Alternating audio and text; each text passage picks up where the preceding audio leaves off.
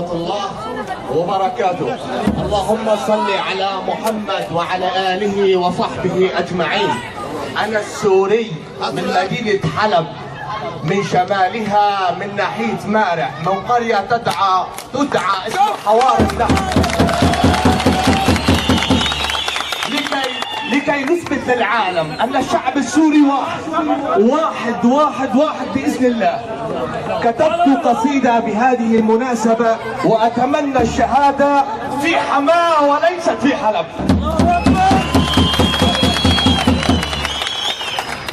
سوريا وطني، أنا الحر من بلاد الأحرار، عربي أنا موطئ قدمي شامخة شامي. أنا منك وأنت مني، نحن طلاب حرية لا غيرها. متى كان الحر عبدا في بلاده، حماك الله يا بلادي. نحن بك نرفع رؤوسنا، يا من طال ظلم الأسد بك. عشت وعاش أهلك حتى رؤوسنا بك ترفعوا. إذ أذل أهلك قالوا نحن لا نرضى الذلة لأهلنا. سوري أنا، هذه حمصة فخرا لنا، ما دام بك أشرف الرجال. خالدا يا ابن الوليد بك نقتدي، يا من أسماك سيدي ونبي محمدا. سيفا يسل في سبيل الله لمن عدا. متى كان الإيراني يكن المحبة لنا، معروف من هو لؤلؤة لنا. تكبير الله أكبر، تكبير. ومعروف من هو عمر لنا.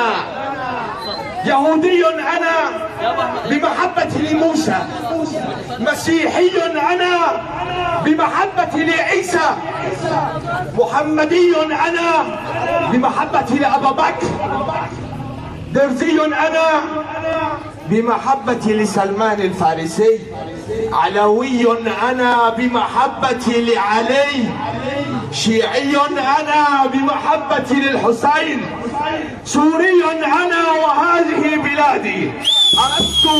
أردت في هذه القصيدة، وأظن أن بعض الناس قد يلومونني، بس أريد أن أوصل رسالة للعالم كله. هذا هو المسلم السني.